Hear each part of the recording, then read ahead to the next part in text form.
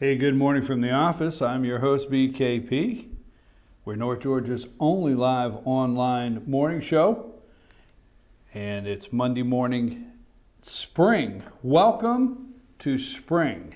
So today's the first day of spring. I did not feel good about Duke. I thought last night maybe I should stay up and watch this game.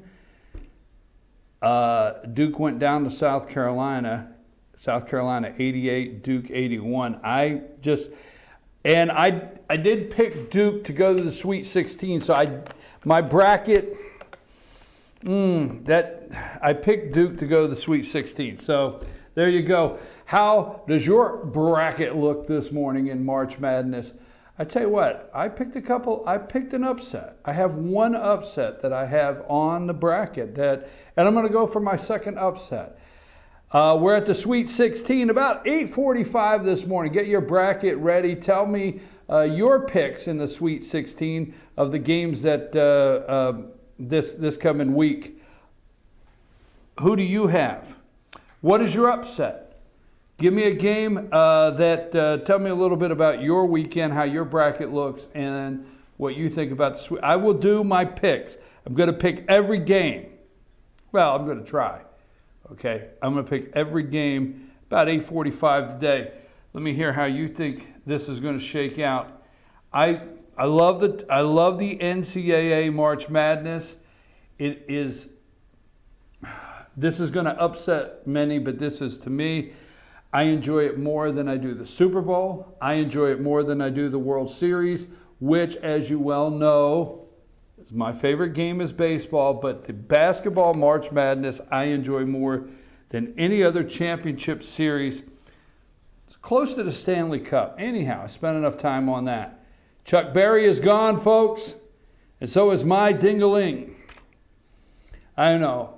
Everybody's talking about Maybelline. Why can't you be true? All the greats. Chuck Berry was great, but I tell you, just not enough credit given to my ding-a-ling. Hey, once I was swimming across Turtle Creek, oh man, them snappers all around my feet. My ding-a-ling. Chuck Berry. Look it up if you don't know what I'm talking about. All right. Moving right along. I don't know what to spend time on this morning. I was looking around. I thought maybe us being right on the edge of finally the whack job over in North Korea, us being right on the edge of war. I thought that might be important. I thought that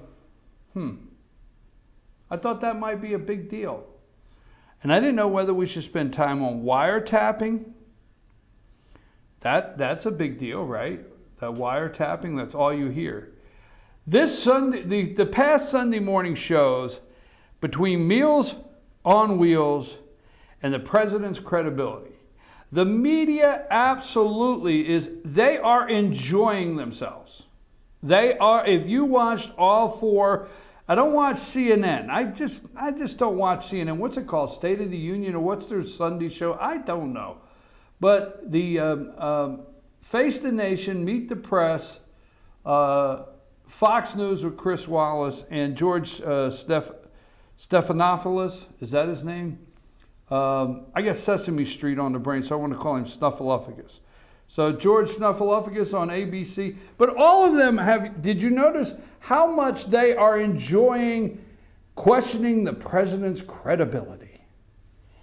And I actually sit there and I think to myself, the president's credibility. Excuse me? The president's credibility. You have gone through, we're going to talk about some credibility this morning. But the media is absolutely enjoying the president's credibility. Can he be trusted? Can anything he says, now that if he came out and told the American people we have to do this, can he be trusted? You see, Donald Trump called the media out for the fake news that they are, and now they are reciprocating because they enjoy wanting to say the president's credibility. So I thought, well, there might be one to look into, the president's credibility. Meals on Wheels. But I tell you where I'm going to start today, and this I really didn't know what direction to start in. I have told you since the beginning, when Paul Ryan first introduced this health care plan, okay, the American health care plan. And immediately, Senator Rand Paul, dubbed it Obamacare Light. I think that day it was doomed. Now, I'm interested to see, because Paul Ryan, Speaker of the House, says that the president is good at closing the deal, all right? Thursday, they're going to bring it to the floor, all right? Thursday, they're going to bring it to the floor for a vote. So this is the new health care package. Now, let me just deal with a couple things that are a flat out lie when we talk about credibility. All we keep hearing is we've got it up to 24 million. 24 million will lose their health care if this plan goes through. Okay? And the president, they keep playing over and over, the president saying everybody will be taken care of, okay? Everybody will have health care. They keep playing that over and over.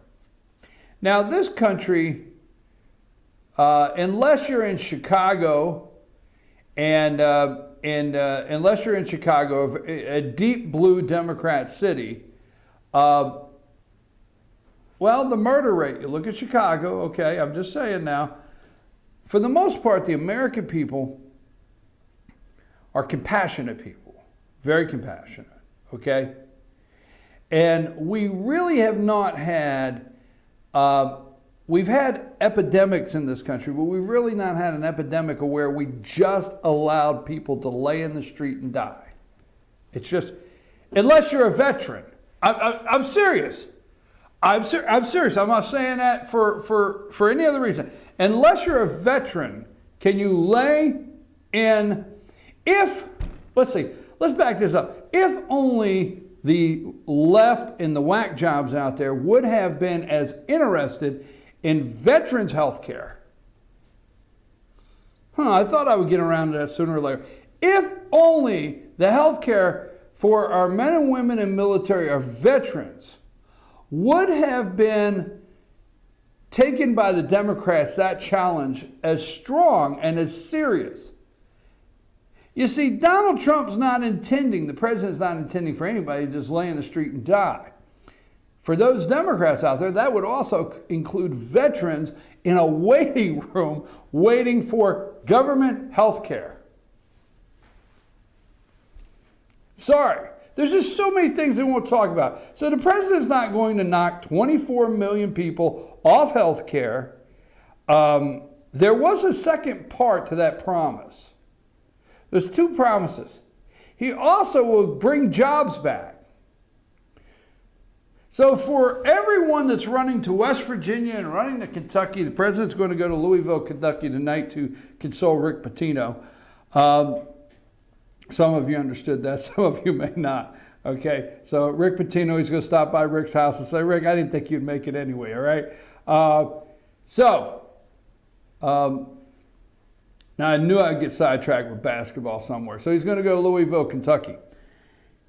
Anyhow, you remember the other part where the President of the United States said jobs, he was going to bring back jobs? Guess what?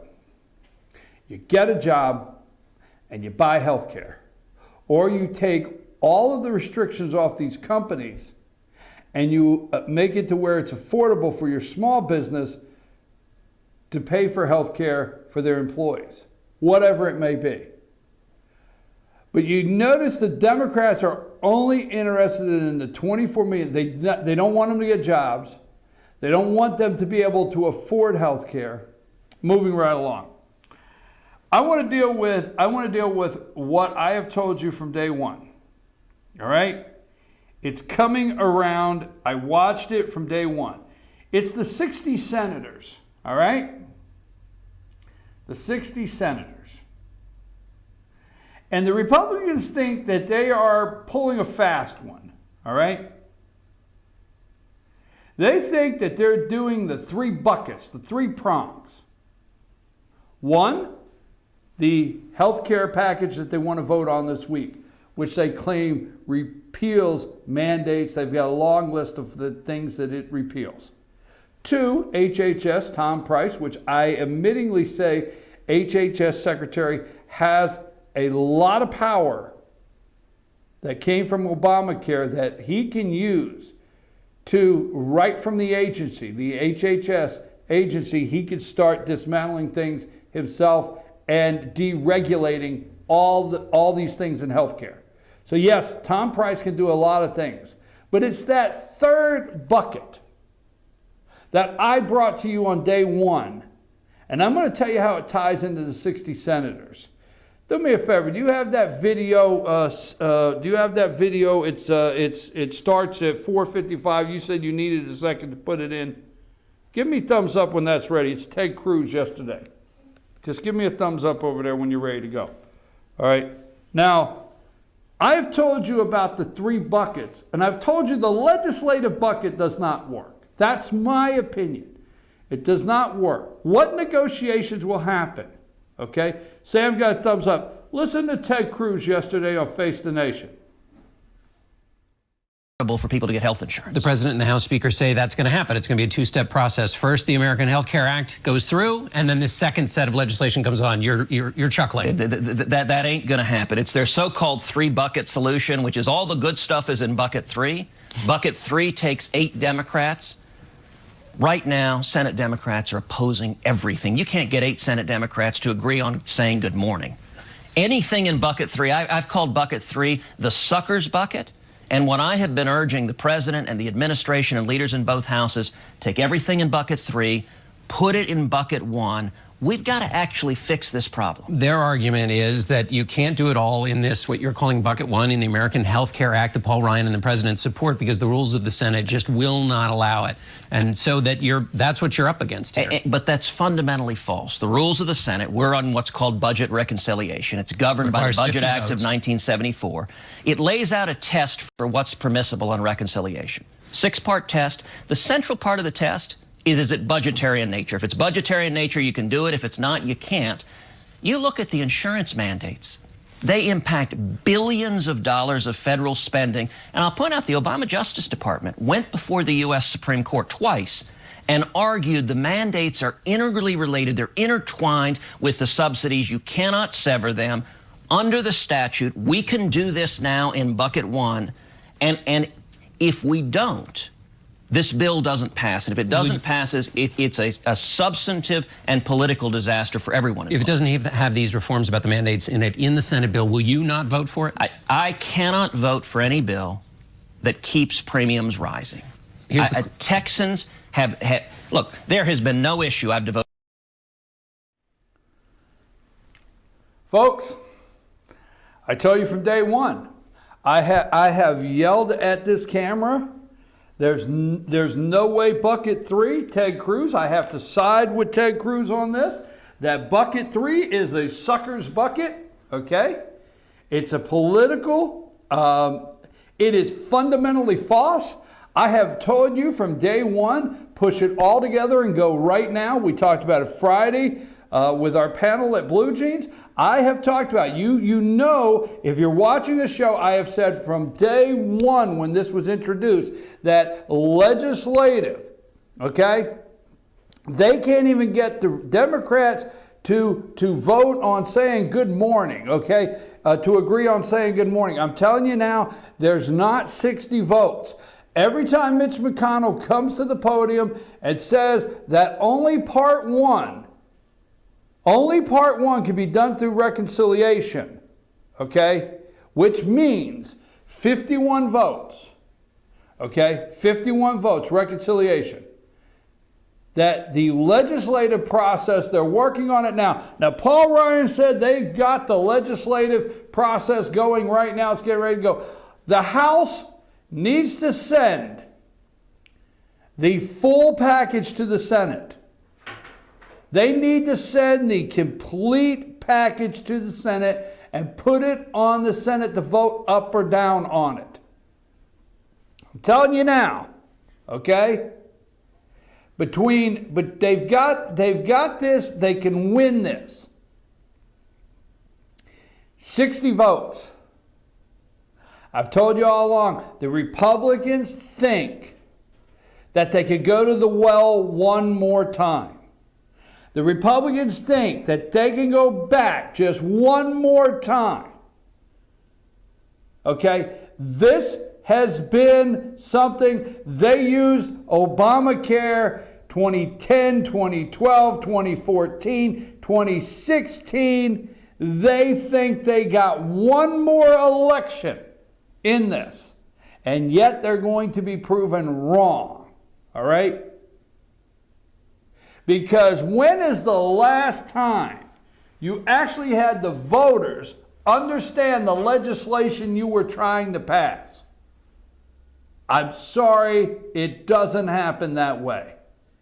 And for all of these seasoned politicians, these establishment politicians, the Republican establishment in Washington, D.C. that has not caught on that you have everything now. The American people, West Virginia, they know. Missouri, they know. Where Claire McCaskill, you have a chance. They know you have everything you need to do this. I'm telling you right now, I support the President of the United States. I absolutely do. I support the President of the United States cutting the waste out of these budgets. I support cutting EPA 30%, maybe 50%. I support all of these cuts the President of the United States is trying to implement now in a budget, okay? But a spending reconciliation bill, okay? You got to have spending. All right, we'll go over the budget because that's being falsely promoted to the American people. But I have told you how many times since day one, the third bucket is a sucker's bucket. And they think, the Republicans, that they can go one more time, just one more time, to the American people and say we need 60 votes. Okay? You see, the Democrats got 60 votes. You remember they had Darlin Arlen Specter? Darlin Arlen from Pennsylvania. Obviously never a Republican, okay? But Darlin Arlen turned number 60, all right? And Bart Stupak, we'll never forget Bart Stupak from Michigan getting a letter so he could go home that the president promised he would never use federal funds for abortion, right? So Bart Stupak in the House, he got to go home to Michigan, and they made a deal, they drug in Darlin Arlen for 60 votes. All right. I support the President of the United States. Rand Paul has not changed his position. Mike Lee and Ted Cruz were down at, Mar-a-Lago, down there at Trump's home there in Florida this weekend, the president's home, and they were down there this weekend. They've done everything. They've been bowling. They've had a pizza party. Trump said all the no's in the room they're now yeses. The third bucket is a sucker's bucket. And I'm telling you right now, I must agree, it needs to be done in one fell swoop, everything taken care of. Obama repealed, a clean repeal. Here's what Rand Paul wants to do. Why won't they put the clean repeal through that they voted on last year? Put that, a clean repeal, completely repeal this thing. So I just wanted to play that from Ted Cruz. It can be done. Every time you hear Mitch McConnell, all right? And every time you hear Mitch McConnell and one of them come out and tell you about reconciliation and how the first part, all they could do is reconciliation, Ted Cruz is correct. It's fundamentally false. They can put everything into one bucket and have it done, but it's fundamentally false, and it is a sucker's bucket. I know I keep saying that, and I keep saying that, but please, people, okay, please stop telling me. Let me look through some notes, see what other notes. Paul Ryan, very complimentary of the president, said the president is a deal closer. Let's see, the Byrd rule. They'll keep telling you the Byrd rule. It's Robert Byrd, reconciliation, all right? They keep telling you over and over, Obamacare won't last. CBO scores as the American people in their 50s and 60s will pay a higher cost. Let me see what else I have here. Well, I had to hear Ezekiel Emanuel. This is the disaster. That's Rahm Emanuel's brother from Chicago, the mayor Rahm Emanuel's brother. Ezekiel Emanuel is the architect of Obamacare, right? Let's see.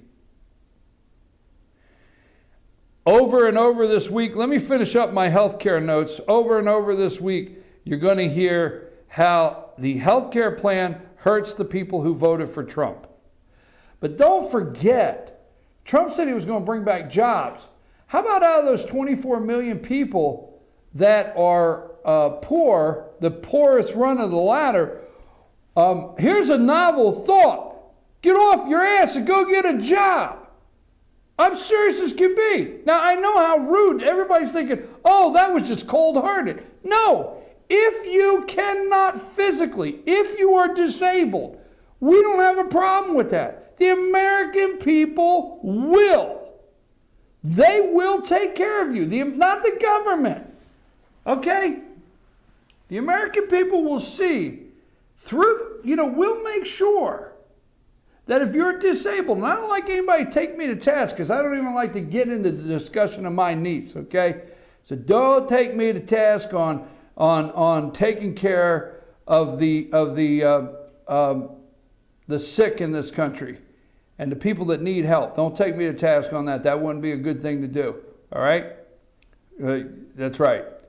But if you can get out there out of that 24 million and you can get a job and pay for your health care, why don't you do that? I'm tired of hearing about it will hurt the people in West Virginia. You know what? It'll hurt the people of West Virginia. They've gone to the Appalachians since Kennedy was president of the United States.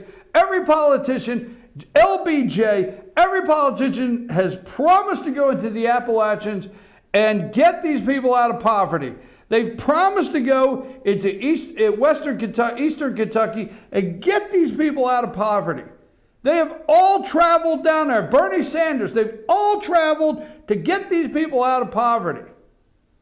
Well, I'll tell you what, a job. How about that? And that's what the president promised those people. I knew I was going to go somewhere I didn't need to go. I'm going to take a brief break. We're going to come back. Why did I have to see George Will this weekend? Why did I have to see George Will and Susan Collins? Meals on Wheels. Oh, there's another one. Comey's headed to Capitol Hill to testify. He's headed to Capitol Hill to testify today. Russian wiretapping. We'll talk about that when we get back. We'll go into the wiretapping. And then Donna Brazil, says she regretted lying. No, she didn't regret lying. She regretted sending the emails, which in turn is a lie. The president's credibility in question. We'll look at that when we come back. I'm your host, BKP. Good Monday morning. It is spring. Hey, take a break. I'll just keep talking if you don't.